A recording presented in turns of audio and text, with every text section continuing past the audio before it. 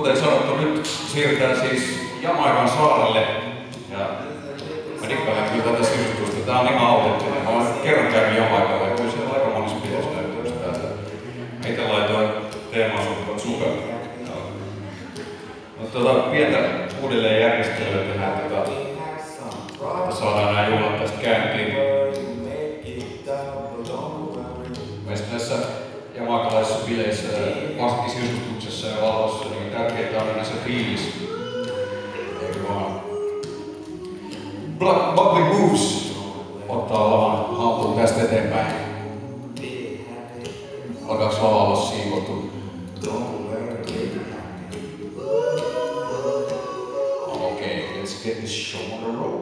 Me drinking on me.